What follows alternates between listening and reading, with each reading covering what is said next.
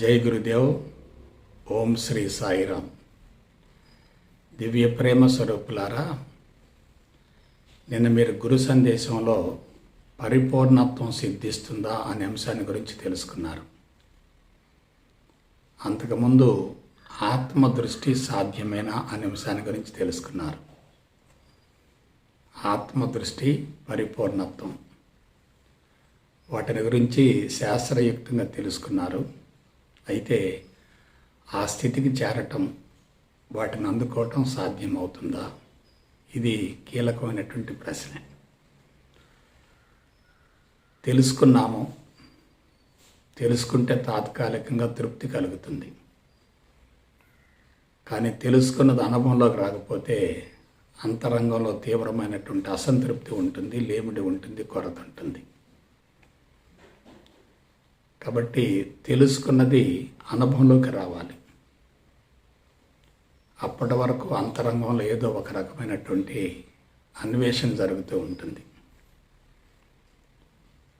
అయితే ఆత్మదృష్టిని అందుకోవటం, పరిపూర్ణత్వం సిద్ధించటం అనేది అందరికీ సాధ్యం కాకపోవచ్చు, కానీ అసాధ్యం మాత్రం కాదు. బహు కష్టతరం కావచ్చును, కానీ అసాధ్యం మాత్రం కాదు. అసాధ్యమయ్యేటట్లయితే గతంలో కొంతమంది అందుకున్నారు కదా. అందుకున్న వాళ్ళు తాము అనుభవించినటువంటి అనుభవ సారాన్ని ప్రపంచానికి అందించినప్పుడు, వాళ్ళకు సాధ్యమైనప్పుడు మనకెందుకు సాధ్యం కాదు? కాబట్టి వాళ్ళకి ఎలా సాధ్యమైంది, మనం ఎలా దాన్ని సాధ్యం చేసుకోవచ్చు అనే దాని గురించి లోతుగా అన్వేషణ చేయగలిగితే, పరిశోధన చేయగలిగితే మార్గం సులభతరం అవుతుంది. అందుకు సంబంధించి ఈరోజు కీలకమైనటువంటి అంశాన్ని గురించి తెలుసుకుందాం. అదేమిటంటే ఆధారం, ఆధేయం. ఆధారం, ఆధేయం. ఆధేయం అనేది బయటకు కనిపిస్తూ ఉంటుంది. ఆధారం అనేది దానికి వెనుకన ఉంటుంది. ఆధారం, ఆధేయాలు రెండు కూడా జంటలు, ద్వంద్వాలు, పాక్షికాలు, అసంపూర్ణాలు, పరస్పర విరుద్ధమైనటువంటి అంశాలు. ఆధారం, ఆధేయం రెండు కూడా ఒకదానితో మరొకటి సన్నిహిత సంబంధాన్ని కలిగి ఉంటాయి. ఆధేయంలో ఆధారం ఉంటుంది. ఆధారం లేకుండా ఆధేయానికి ఉనికి లేదు. ఆధేయం కనిపిస్తుందంటే దాని వెనుక తప్పనిసరిగా ఆధారం ఉంటుంది. ఆధారం ఉంటేనే ఆధేయానికి అవకాశం ఉంటుంది. ఆధేయం బయటకు కనిపిస్తూ ఉంటుంది, కానీ ఆధారం మాత్రం కనిపించదు. ఉదాహరణకు మనం ఒక వటవృక్షాన్ని తీసుకుంటే దాని కాండము, శాఖలు, ఆకులు, పుష్పాలు కనిపిస్తూ ఉంటాయి, కానీ దానికి మూలం ఉంటుంది, వేరు ఉంటుంది. వేరు భూమి లోపల ఉంటుంది, కంటికి కనిపించదు. వేరు లేకుండా కాండానికి, శాఖలకు, ఆకులకు, పుష్పాలకు అవకాశమే ఉండదు కదా. మనం చెట్టును చూస్తూ ఉన్నాం. ఆ చెట్టుకు మూలం ఏమిటి, ఆధారం ఏమిటి అనే దాని గురించి మనం అవగాహన చేసుకోగలగాలి. అలాగే మనం భౌతిక జగత్తును చూస్తూ ఉన్నాం. ఈ భౌతిక జగత్తుకు మూలం ఏమిటి, ఆధారం ఏమిటి అనే దాని గురించి తెలుసుకోవాలి. భారతావనిలో దీని గురించి క్రీస్తు పూర్వం 8000 సంవత్సరాల నాడే అన్వేషణ ప్రారంభమైంది. దాదాపు 2000 సంవత్సరాల వరకు ఆ అన్వేషణ కొనసాగింది. అంతిమంగా దాని గురించి బహిరంగంగా ప్రకటించబడింది. భారతదేశంలో అత్యంత శ్రేష్టమైనటువంటి ఆర్య సంతతి హిమాలయ పర్వతాల ఆధార భాగంలో, ప్రత్యేకించి మానస సరోవర ప్రాంతంలో దశాబ్దాల తరబడి సంపూర్ణ మౌనంలో ఉండి విశ్వానికి సంబంధించినటువంటి కొన్ని కీలకమైనటువంటి అంశాలను బహిరంగపరిచారు. అందులో మొట్టమొదటిది ఏమిటంటే నేను ఎవరు, నేను ఎక్కడ నుండి వచ్చాను, ఈ చరాచర జగత్తు ఎక్కడి నుంచి వచ్చింది, మరలా ఎందులో లయమైపోతుంది, అసలు ఈ మానవ జీవితానికి అర్థమేమిటి, పరమార్థం ఏమిటి, పుట్టుకేమిటి, మరణమేమిటి, పుట్టుక మరణాల మధ్య ఉన్నటువంటి జీవితం ఏమిటి, పుట్టుకకు ముందేమిటి, మరణించిన తదుపరి మనిషి ఏమవుతాడు, బంధాలేమిటి, అనుబంధాలేమిటి, ఆస్తులేమిటి, అంతస్తులేమిటి, భార్య ఏమిటి, బిడ్డలేమిటి, సంసారం ఏమిటి, ఇటువంటి అత్యంత కీలకమైనటువంటి అంశాలను గురించి క్రీస్తుకు పూర్వం 8,000 సంవత్సరాల నాడు తీవ్రమైనటువంటి అన్వేషణ మొదలై 2,000 సంవత్సరాల తర్వాత, అంటే క్రీస్తుకు పూర్వం 6,000 సంవత్సరాల నాటికి విశ్వానికి సంబంధించినటువంటి కొన్ని కదలికలు, ప్రకృతి సూత్రాలు, మానవ జీవితానికి సంబంధించినటువంటి కొన్ని కీలకమైనటువంటి అంశాలు బహిరంగంగా వెల్లడించబడ్డాయి.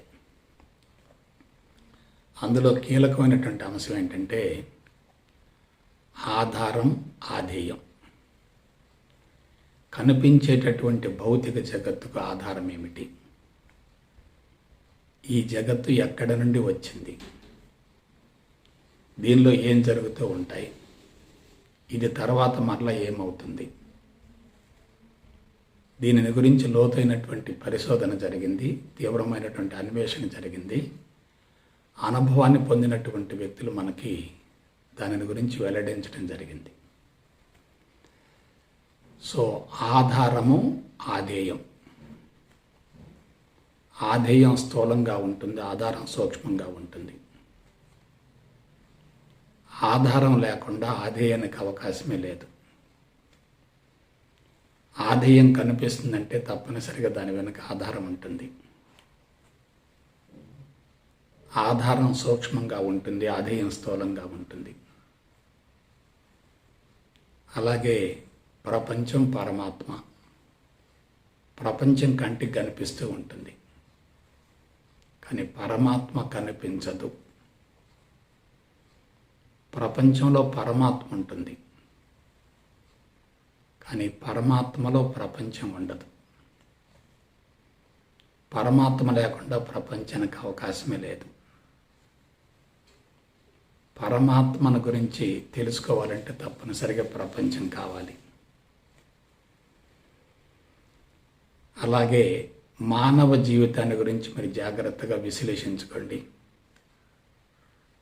కనిపించేది నేను, నడిపించేది నేను. నేను మేనుకి పుట్టుట, జీవించుట, మరణించుట, రూపాంతరం చెందుట, మార్పులు చేర్పులు ఉంటాయి. కానీ ఈ మేనుకు ఆధారమైనటువంటి నేనుకు మాత్రం పుట్టుక మరణాలు ఉండవు, మార్పులు చేర్పులు ఉండవు. అది స్వచ్ఛంగా ఉంటుంది, నిరంతరం కొనసాగుతూ ఉంటుంది. ఆది అంతాలు కూడా ఉండవు. కాబట్టి విశ్వానికి ఆధారం ఏమిటంటే సృష్టికర్త. విశ్వాన్ని సృష్టి అనుకుంటే, భౌతిక జగత్తును సృష్టి అనుకుంటే, అది ఆవిర్భవించడానికి మూలమైనటువంటి అనంతమైనటువంటి శుద్ధ చైతన్యాన్ని సృష్టికర్త అంటారు, పరమాత్మ అని కూడా అంటారు. ఒక్కసారి మానవ దేహాన్ని తీసుకోండి. ఇక్కడ కూడా రెండు ఉన్నాయి. ఒకటి కనిపించేటటువంటి స్థూల శరీరం, దీనిని మేను అంటారు. అది ఏర్పడటానికి మూలమైనటువంటి అనంతమైనటువంటి శుద్ధ చైతన్యం, అదే నేను.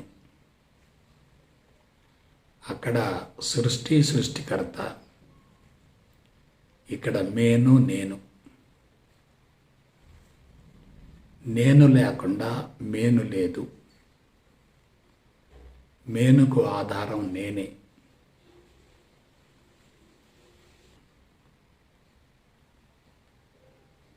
నేను ద్వారానే మేను ఏర్పడుతుంది. మేను ఏర్పడాలంటే తప్పనిసరిగా నేను కావాలి. నేనులో ఎటువంటి మార్పులు జరగవు, కానీ మేనులో మాత్రమే జరుగుతూ ఉంటాయి. మేనును ఆధేయం అంటారు, నేనును ఆధారం అంటారు.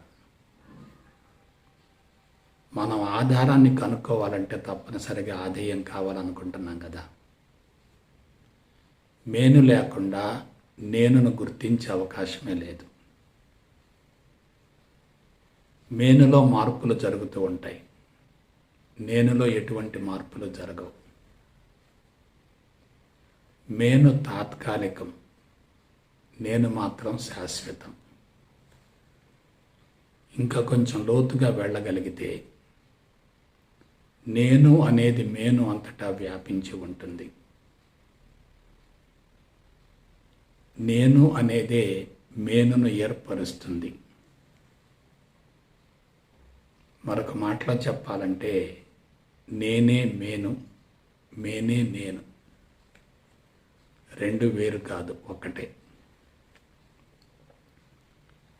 కాబట్టి మేనులో ఉన్నటువంటి నేనును గుర్తించగలిగితే, మేనే నేను అని భావించగలిగితే, నేను కోసం ప్రత్యేకంగా అన్వేషణ చేయవలసినటువంటి అవసరం లేనే లేదు. కొంచెం వెనక్కి వెళదాం. ప్రపంచమే పరమాత్మ అనుకుంటే, ప్రపంచానికి భిన్నంగా పరమాత్మ లేడు అని భావించగలిగితే, పరమాత్మ కోసం ప్రత్యేకంగా అన్వేషణ చేయవలసినటువంటి అవసరం ఏముంటుంది? అలాగే సృష్టిలోనే సృష్టికర్తను చూసుకోగలిగితే, సృష్టికి భిన్నంగా సృష్టికర్త లేడు అని భావించగలిగితే, సృష్టికర్త కోసం ప్రత్యేకంగా అన్వేషణ చేయవలసినటువంటి అవసరం లేదు కదా. కాబట్టి మనం విశ్వానికి వెనుకన ఉన్నటువంటి సృష్టికర్తను గురించి ఆలోచించడం కాదు. విశ్వమంతా సృష్టికర్తమయమే అనుకోగలిగితే చాలు. అలాగే భౌతిక దేహానికి వెనుకన ఉన్నటువంటి నేనును గురించి అన్వేషణ చేయటం కాదు. మేనే నేను అనుకుంటే ఎలా ఉంటుంది? మనం ఏం చేశాం? నేనును మేనును వేరు చేస్తున్నాం. సృష్టిని సృష్టికర్తను వేరు చేస్తున్నాం. కానీ సృష్టి సృష్టికర్త రెండు కూడా వేరు కాదు. నేను మేను రెండు వేరు కాదు. ఆధారం ఆధేయం రెండు వేరు కాదు. ఆధేయంలో ఆధారం ఉంటుంది. ఆధారాన్ని కనుక్కోవాలంటే తప్పనిసరిగా ఆధేయం కావాలి. ఆధేయం నుండి ఆధారాన్ని వేరు చేసే అవకాశమే లేదు. రెంటిని ఒకటిగా భావించగలిగితే ఎలా ఉంటుంది? అన్వేషణ పరిశోధన అనేది ఆగిపోతుంది. అలా కాకుండా రెంటిని వేరుగా చూస్తే అది ద్వంద్వం అవుతుంది. రెండు వేరుగా చూస్తే అది ద్వంద్వం అవుతుంది, ద్వైతం అవుతుంది. ద్వైతం అనేది అశాస్త్రీయం, అద్వైతం అనేది శాస్త్రీయత. కాబట్టి మనం సృష్టిని గురించి శాస్త్రయుక్తంగా తెలుసుకోగలిగితే, దేహాన్ని గురించి శాస్త్రయుక్తంగా అవగాహన చేసుకోగలిగితే, అన్వేషణ పరిశోధన అనే అంశాలకు అవకాశమే ఉండదు. అందరూ కూడా సృష్టికి దూరంగా అతీతంగా సృష్టికర్త ఉన్నాడు అనుకుంటున్నారు. మేనుకు దూరంగా అతీతంగా నేను ఉంది అనుకుంటున్నారు. నేనును మేనును వేరుగా చూస్తున్నారు. సృష్టిని సృష్టికర్తను విభజిస్తున్నారు. అదే అశాస్త్రీయత.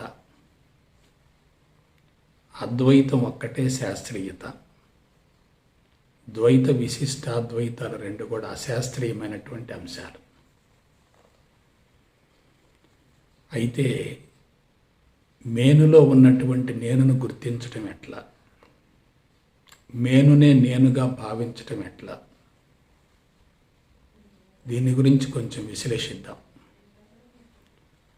అసలు మేను అనేది, భౌతిక శరీరం అనేది ఎందుకు ఆవిర్భవించింది, ఎలా ఆవిర్భవించింది?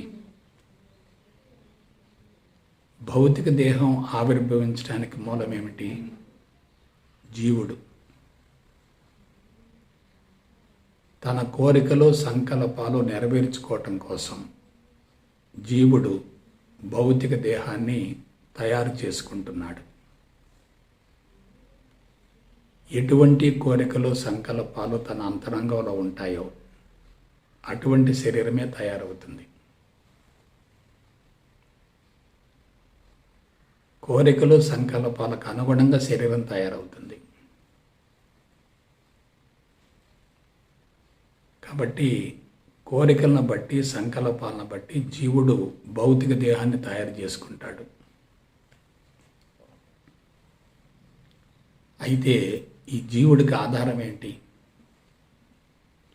భౌతిక దేహానికి ఆధారం జీవుడైతే ఆ జీవుడికి ఆధారం ఏమిటి? ప్రాణశక్తి. ప్రాణశక్తికి ఆధారం ఏమిటి? పరమాత్మ. జీవుడు అంటే కోరికలు, సంకల్పాలు, ఆశయాలు, ప్రణాళికలు, పథకాలు, గమ్యాలు, లక్ష్యాల యొక్క సమ్మేళనం. అంతఃకరణాలు, సూక్ష్మ శరీరం, మేధస్సు వగైరా వగైరా. అంటే ఆలోచనల ద్వారా, సంకల్పాల ద్వారా, ఆశయాల ద్వారా, కోరికల ద్వారా ఈ భౌతిక శరీరం తయారైంది. మనం జీవుడి స్థాయిలో ఉన్నామనుకోండి, జీవుడితో బంధాన్ని ఏర్పరచుకున్నామనుకోండి, మనం ఆలోచనల పరిధిలో ఉంటాం, ఆలోచనల స్థాయిలో ఉంటాం. కానీ జీవుడిని దాటి వెళ్ళగలిగామనుకోండి, మనం ప్రాణశక్తి స్థాయికి చేరతాం. ఆ ప్రాణశక్తిని కూడా అధిగమించామనుకోండి, పరమాత్మ స్థాయికి చేరతాం. పరమాత్మను కూడా వదిలేసామనుకోండి, పూర్ణ స్థితికి చేరతాం. అదే పరిపూర్ణత్వం. కాబట్టి ఒక్కసారి జాగ్రత్తగా విశ్లేషించుకోండి. ప్రకృతి ఉంది, దాని వెనుక పదార్థం ఉంది. ప్రకృతికి ఆధారం పదార్థం. పదార్థానికి ఆధారం ఏమిటి? అణువులు, పరమాణువులు. పరమాణువులకు ఆధారం ఏమిటి? రేణువులు. రేణువులకు ఆధారం ఏమిటి? ప్రాణశక్తి. ఆ ప్రాణశక్తికి ఆధారం ఏమిటి? పరమాత్మ. పరమాత్మ, ప్రపంచం రెండు కూడా ద్వంద్వాలే. ప్రపంచం ఆధేయం అవుతుంది, పరమాత్మ ఆధారం అవుతుంది. ఒక్కసారి మానవ జీవితాన్ని అదే తరహాలో విశ్లేషించుకుందాం. కనిపించేటటువంటి ఈ స్థూల శరీరం ఎలా ఆవిర్భవించింది? పదార్థం ద్వారా ఏర్పడింది. పదార్థానికి ఆధారం ఏమిటి? అణువులు, పరమాణువులు. పరమాణువులకు ఆధారం ఏమిటి? రేణువులు. రేణువులకు ఆధారం ఏమిటి? ప్రాణశక్తి. ప్రాణశక్తికి ఆధారం ఏమిటి? పరమాత్మ. మరికొంత మేరకు వేదాంత పరంగా విశ్లేషించుకుందాం. ఈ భౌతిక దేహం ఏర్పడటానికి ఆధారం ఏమిటి? జీవుడు. జీవుడికి ఆధారం ఏమిటి? ప్రాణశక్తి. ప్రాణశక్తికి ఆధారం ఏమిటి? పరమాత్మ. కాబట్టి పరమాత్మ ప్రాణశక్తి రెండు ద్వంద్వాలు, ప్రాణశక్తి జీవుడు రెండు ద్వంద్వాలు, జీవుడు శరీరం రెండు ద్వంద్వాలు. మనకి పరమాత్మకి శరీరానికి మధ్యలో ఏమున్నాయి? పరమాత్మకు శరీరానికి మధ్యలో ఏమున్నాయి? ప్రాణశక్తి ఉంది, జీవుడున్నాడు. ఒకవైపేమో దేహం ఉంది, మరొక వైపేమో పరమాత్మ ఉంది. మధ్యలో ఏముంది? జీవభావం ఉంది. మరొక మాటలో చెప్పాలంటే నేనును మేనును కలిపి ఉంచేది జీవుడే. జీవభావం ఉన్నంత వరకు నేను శరీరం ఒకటే అనే భావన కలుగుతుంది. జీవభావం కరిగిపోయిందనుకోండి, అప్పుడు నేను మేను రెండు వేరుగా కనిపిస్తాయి. ఇంకొంచెం లోతుగా వెళ్ళామనుకోండి, నేనే మేనవుతుంది, మేనే నేనవుతుంది. ఇక్కడ కీలకమైనటువంటి అంశం ఏమిటంటే, నేనును గుర్తించాలంటే తప్పనిసరిగా మేను కావాలి, మేను ఆవిర్భవించాలంటే తప్పనిసరిగా నేను కావాలి. నేనును మేనును రెంటిని వేరు చేయకూడదు. నేను మేను రెండు ఒకటే. నేను యొక్క రూపాంతరమే ప్రాణశక్తి.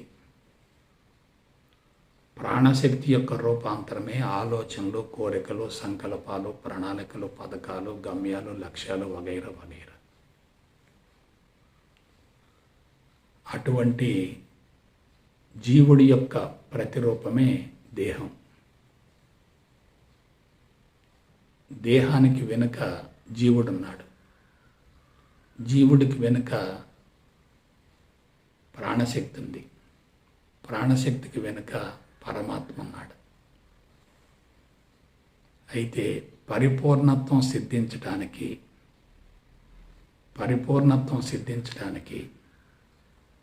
పరమాత్మ కూడా అవరోధమే. ఎందుకు?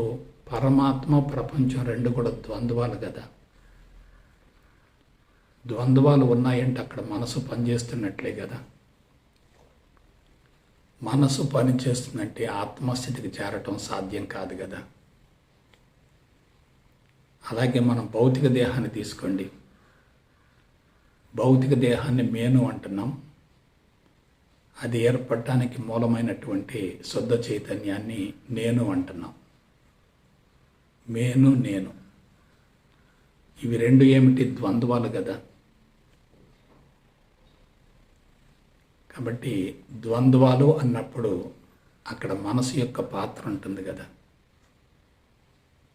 ద్వంద్వాలను కరిగించగలిగితే, సమన్వయం చేయగలిగితే,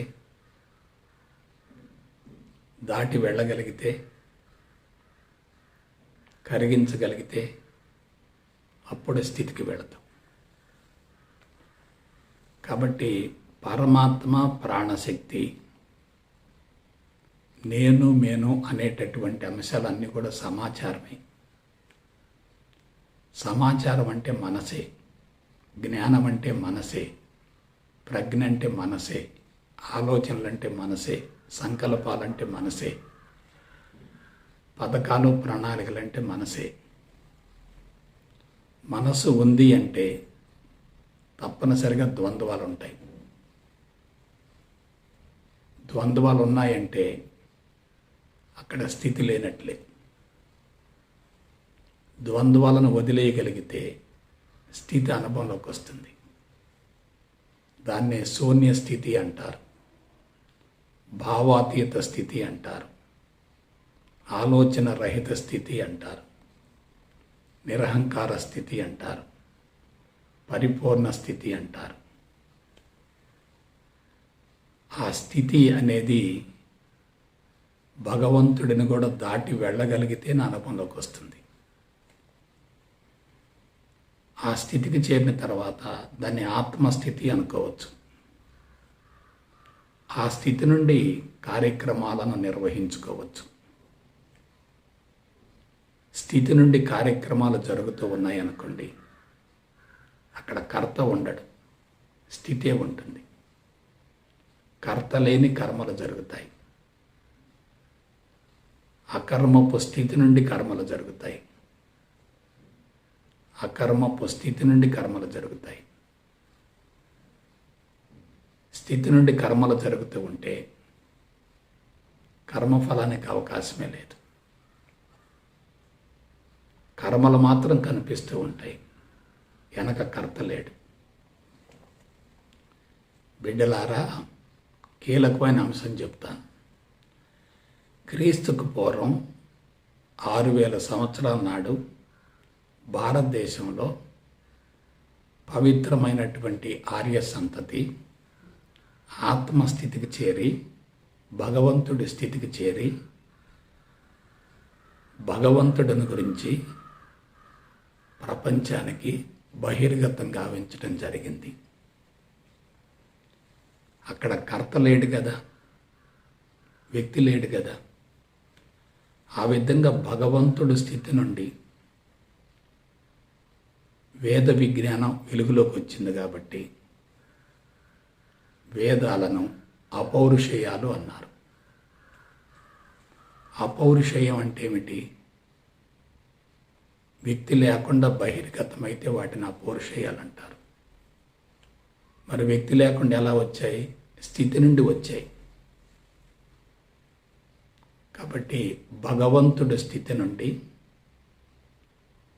భగవంతుడిని గురించి భగవంతుడి భాషలో భగవంతుడి ద్వారా భగవంతుడికే తెలియజేయబడింది. నేను మరొక విషయం చెప్తున్నాను. భగవంతుడి స్థితికి చేరిన తర్వాత అంతా భగవంతుడే, సర్వం బ్రహ్మమయం.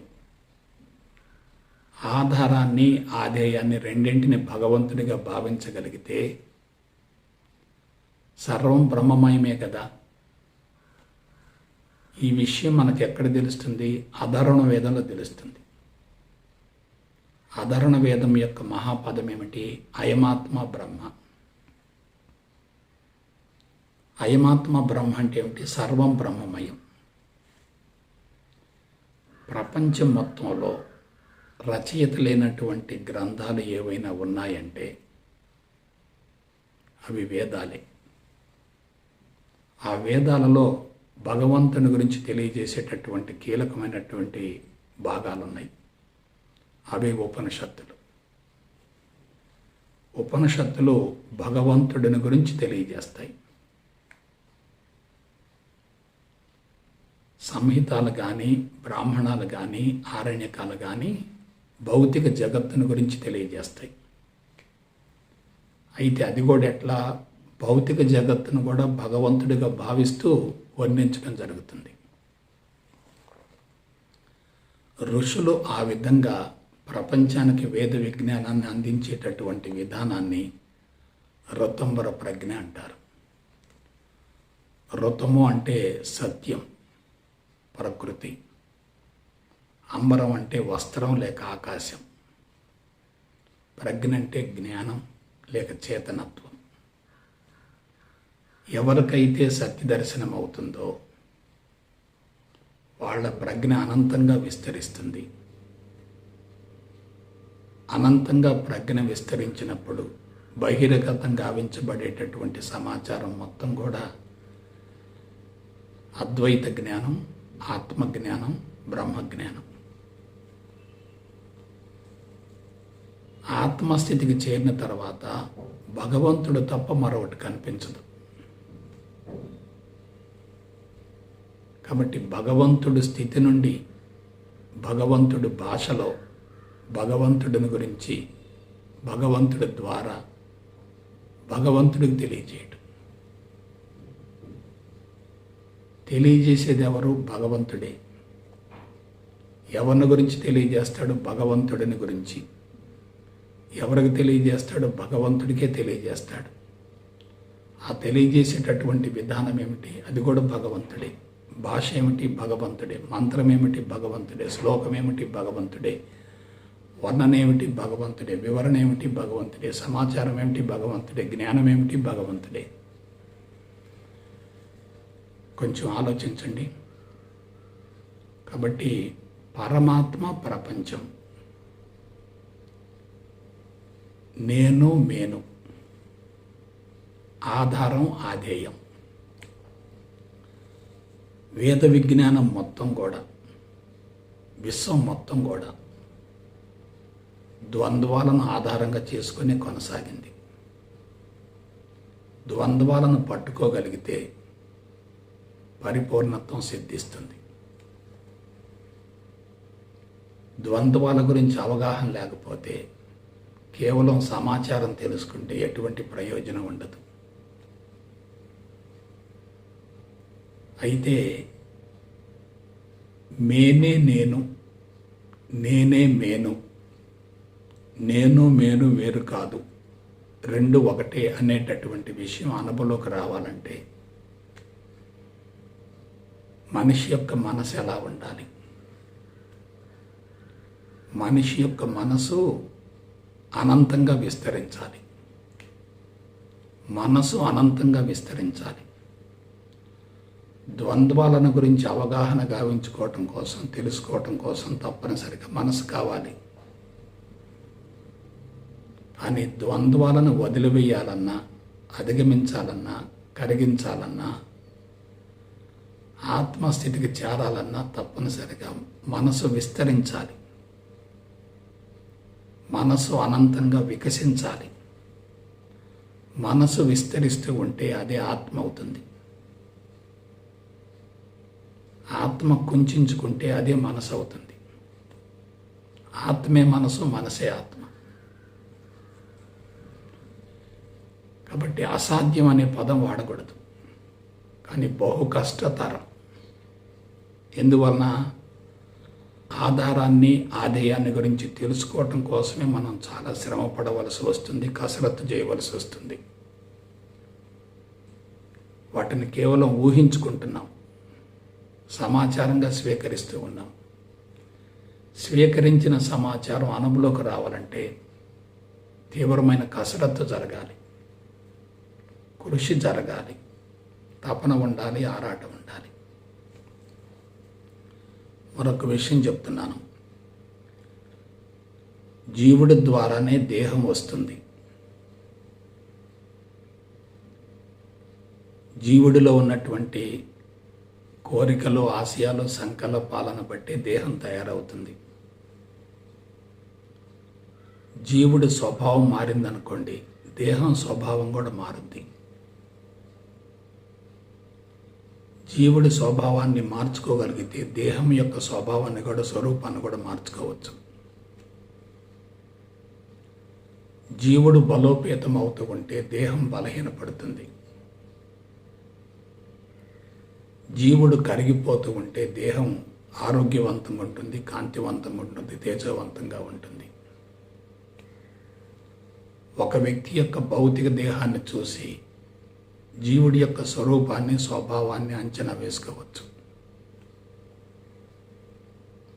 భౌతిక దేహం కాంతివంతంగా, తేజవంతంగా ఉందనుకోండి,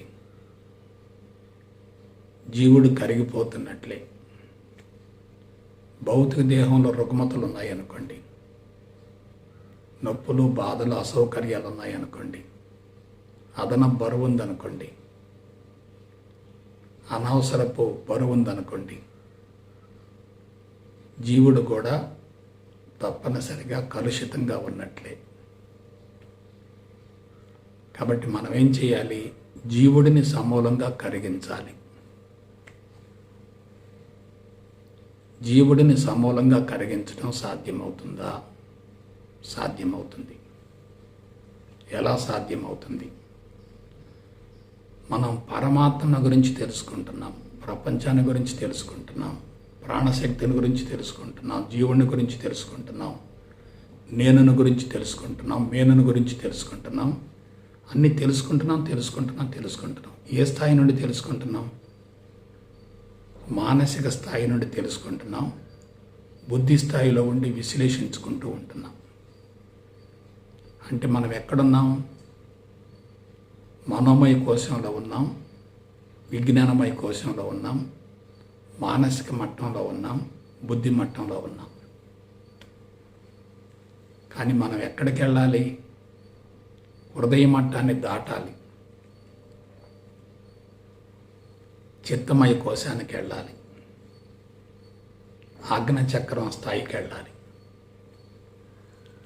ఆజ్ఞచక్రం ఎక్కడుంది? మనలోనే ఉంది, బయట లేదు. ఆజ్ఞచక్రానికి వెళితే ఏమవుతుంది? చిత్తంలో ఉన్నటువంటి సంస్కారాలు మొత్తం కూడా సమూలంగా శుద్ధి అవుతాయి. ఆజ్ఞచక్రాన్ని కరిగించుకోగలిగితే ఇక సమాచారానికి అవకాశమే ఉండదు. ఆజ్ఞచక్రాన్ని కరిగించుకోగలిగితే సమాచారానికి అవకాశమే ఉండదు. ఆజ్ఞచక్రం ఎక్కడుంది? బయట లేదు, మనలోనే ఉంది. నేను అనేది బయట లేదు, లోపలే ఉంది. భగవంతుడు బయట లేడు, లోపలే ఉన్నాడు. పరమాత్మ బయట లేడు, లోపలే ఉన్నాడు. నా లోపలే, నా అంతరంగంలోనే నా దేహమే భగవంతుడు అనుకుంటే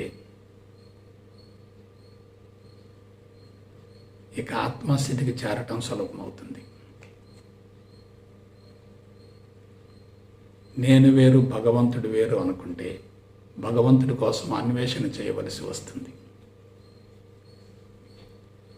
కాబట్టి అంతరంగంలో ఉన్నటువంటి ఆ నేనును గుర్తించాలంటే నీవెవరో తెలుసుకుంటే చాలు. నీవెవరివి? సాక్షాత్తు భగవంతుడవే, పరమాత్మవే, సచ్చిదానందానివే, పరబ్రహ్మానివే, శుద్ధ చైతన్యానివే. అందులో ఎటువంటి సందేహం లేదు. దేహమే దేవాలయం, అందులో జీవుడే భగవంతుడు. దేహో దేవాలయ ప్రోక్తో జీవో దేవో సనాతన అన్నారు. కాబట్టి ఇక్కడ కీలకమైనటువంటి అంశం ఏంటంటే అందరూ భగవంతుణ్ణి వ్యక్తిగా భావిస్తున్నారు, భగవంతుణ్ణి బయట వెతుక్కుంటున్నారు, అశాస్త్రీయ విధానాలను అనుసరిస్తున్నారు, అవలంబిస్తున్నారు, భగవంతుడి కోసం కసరత్తు చేస్తున్నారు. ఎప్పుడైతే భగవంతుడి కోసం తీవ్రమైనటువంటి అన్వేషణ జరుగుతుందో, పరిశోధన జరుగుతుందో, కసరత్తు జరుగుతుందో అది బాహ్యముఖం అవుతుంది. నేనే ఆ భగవంతుణ్ణి అనుకుంటే అదే పరిపూర్ణత్వం. ఇది ఎక్కడ వెల్లడించబడింది? యజుర్వేదంలో వెల్లడించబడింది. యజుర్వేదం యొక్క మహాపదం ఏమిటి? అహం బ్రహ్మాస్మి. కాబట్టి జాగ్రత్తగా విశ్లేషించుకోండి. శారీరక మట్టంలో ఉన్నప్పుడు, ఇంద్రియ మట్టంలో ఉన్నప్పుడు, మనోమట్టంలో ఉన్నప్పుడు, బుద్ధి మట్టంలో ఉన్నప్పుడు, హృదయ మట్టంలో ఉన్నప్పుడు భౌతిక ప్రపంచంతో తప్పనిసరిగా విడరాని సంబంధం ఉంటుంది. కానీ హృదయ మట్టాన్ని కూడా దాటి వెళ్ళగలిగితే భౌతిక ప్రపంచంతో ఉన్నటువంటి సంబంధం సమూలంగా తెగిపోతుంది. భౌతిక ప్రపంచంతో ఉన్నటువంటి సంబంధం సమూలంగా తెగిపోవటాన్ని, విడిపోవటాన్ని ప్రత్యాహార అంటారు. ప్రత్యాహార జరిగిందనుకోండి, ఇంద్రియాలు మూసుకొని పోతాయి. ఇంద్రియాలు మూసుకొని పోయాయి అనుకోండి, బాహ్య ప్రపంచం సమాచారం లోపలికి వచ్చే ప్రసక్తే లేదు. ఎప్పుడైతే అంతరంగంలో ఉన్నటువంటి సంస్కారాలు సమూలంగా కరిగిపోతూ ఉంటాయో జీవుడు కూడా కరిగిపోతూ ఉంటాడు. అంటే జీవుడే సంస్కారాలు, సంస్కారాలే జీవుడు. కోరికలు, ఆశయాలు, సంకల్పాలు, పథకాలు, ప్రణాళికలు ఇవన్నీ ఏమిటంటే సంస్కారాలే. ఆ సంస్కారాలు ఎక్కడున్నాయి? మేధస్సులో ఉన్నాయి. మేధస్సులో 2 అంతస్తులు ఉంటాయి. ఒకటి ఉపచేతన మనస్సు, మరొకటి అంతశ్చేతన మనస్సు. ఉపచేతన మనసులో ప్రారబ్ధ కర్మలు ఉంటాయి, అంతశ్చేతన మనసులో సంచిత కర్మలు ఉంటాయి, లోతైనటువంటి బలమైన సంస్కారాలు ఉంటాయి. ఎప్పుడైతే చిత్తమయ కోశం స్థాయికి వెళ్తామో అంతరంగంలో ఉన్నటువంటి సంస్కారాలు సమూలంగా కరిగిపోతాయి. దీనికి శాస్త్రీయపరమైనటువంటి మార్గం ఏమిటి?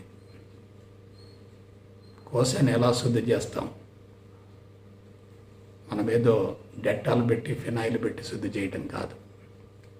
ఇక్కడ కీలకమైనటువంటి అంశం ఉంది. కర్మను కర్మతో కరిగించుకోవాలి. వజ్రాన్ని వజ్రంతోనే కొయ్యాలి. కర్మను కర్మతో కరిగించుకోవాలి. వజ్రాన్ని వజ్రంతోనే కొయ్యాలి. వజ్రం ద్వారానే వజ్రం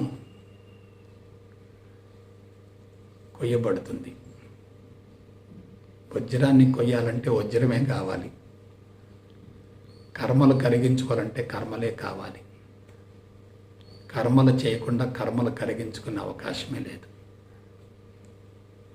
అలాగే జ్ఞానాన్ని జ్ఞానంతో దగ్ధం చెయ్యాలి. కాబట్టి జీవుడి యొక్క జ్ఞానం ఏమిటి? భౌతిక ప్రపంచానికి సంబంధించినటువంటి జ్ఞానం. అది భౌతిక జ్ఞానం. భగవంతుడికి సంబంధించినటువంటి జ్ఞానం ఏమిటి? అద్వైత జ్ఞానం, పరిపూర్ణ జ్ఞానం, బ్రహ్మ జ్ఞానం, ఆత్మజ్ఞానం. ఈ ఆత్మజ్ఞానంతో భౌతిక జ్ఞానాన్ని దగ్ధం చేయాలి. కాబట్టి వజ్రాన్ని వజ్రంతో కొయ్యాలి, ముళ్ళును ముళ్ళుతోనే తీయాలి. కర్మల ద్వారా కర్మలనే కరిగించుకోవాలి. జ్ఞానం ద్వారానే జ్ఞానాన్ని దగ్ధం చేయాలి. ఇక చివరికి వద్దాం, లాస్ట్ అండ్ ఫైనల్కి వద్దాం. జ్ఞానాన్ని జ్ఞానం ద్వారా దగ్ధం చేయాలంటే మనం ప్రపంచంలో కర్మలు చేయాలి కదా. కర్మలు చేసేటప్పుడు నేను ఫలానా అనే భావంతో కర్మలు చేస్తే ఎలా ఉంటుంది? ఆత్మస్థితి నుండి నేనే సర్వస్వం, నేనే విశ్వం, విశ్వమై నేను అనే భావంతో కర్మలు చేస్తే ఎలా ఉంటుంది? కర్మలు కరిగిపోవటం కోసం కర్మలు చేయాలి, కానీ స్థితిని మార్చుకొని కర్మలు చేయాలి. స్థితిని మార్చుకొని కర్మలు చేసామనుకోండి, కర్త లేడు, కర్మఫలానికి అవకాశమే లేదు. స్థితిని మార్చుకోకుండా అహంకార పరిధిలో ఉండి కర్మలు చేసామనుకోండి, ఏమవుతుంది? అక్కడ కర్త ఉంటాడు, కర్మఫలం ఉంటుంది. కర్త ఉన్నాడంటే, కర్మఫలం ఉందంటే తప్పనిసరిగా మనిషి భౌతిక ప్రపంచంతో విడరాని సంబంధం ఏర్పరచుకున్నట్లే. మరొక కీలకమైన విషయం చెప్తున్నాను. శూన్యస్థితి శూన్యస్థితి శూన్యస్థితి అంటున్నాం కదా. భౌతిక జ్ఞానాన్ని, ఆత్మజ్ఞానాన్ని రెండింటినీ మాయగా భావించి వదిలేస్తే అదే శూన్యస్థితి. ఒకదాన్నేం భౌతిక జ్ఞానం అంటున్నాం, ఒకదాన్నేం ఆత్మజ్ఞానం అంటున్నాం. అసలు ఆత్మ కంటికి కనిపించదు కదా, నిరాకార నిరంజన నిర్గుణం కదా. దానికి అసలు జ్ఞానం ఎక్కడిది? ఆత్మ నుండి వచ్చిందే భౌతిక జగత్తు కదా.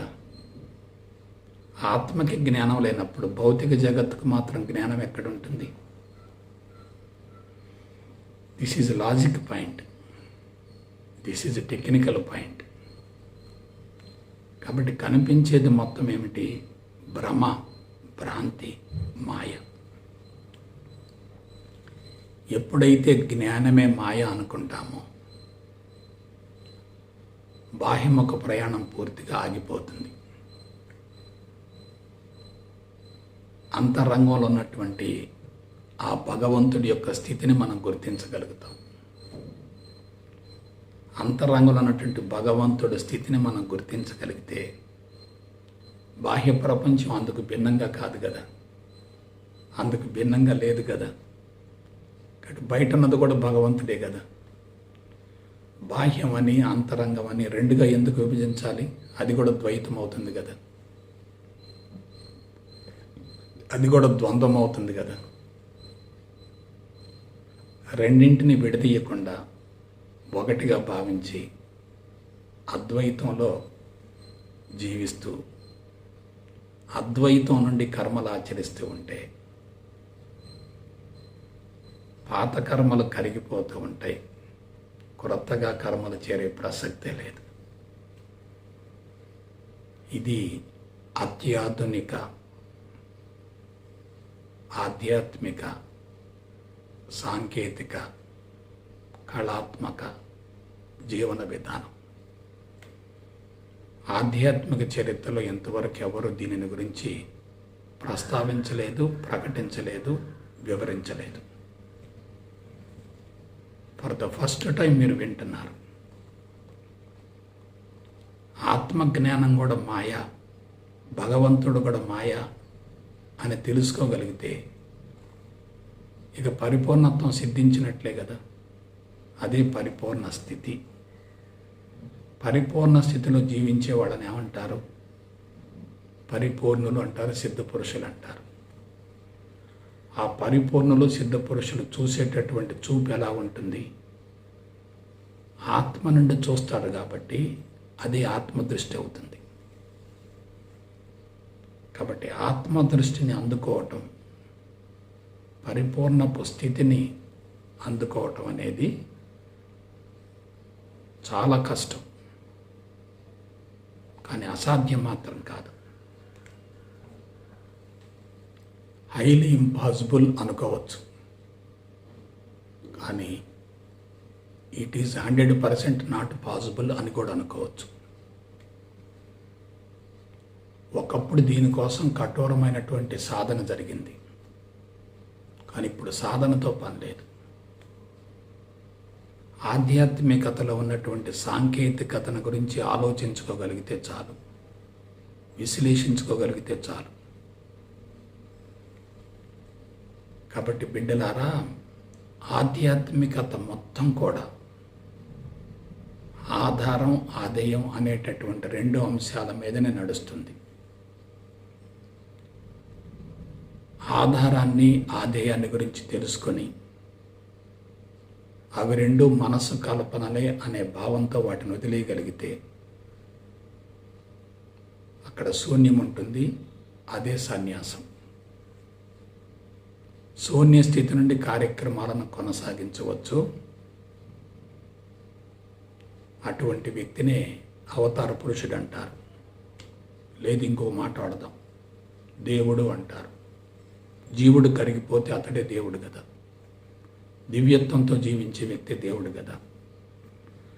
అటువంటి దివ్యత్వపు స్థితిని, పరిపూర్ణ స్థితిని అందుకొని ఆత్మదృష్టి నుండి ప్రపంచాన్ని చూస్తూ దైనందిన కార్యక్రమాలను కొనసాగించడం కోసం చక్కటి వ్యూహరచనతో ముందుకెళ్తారని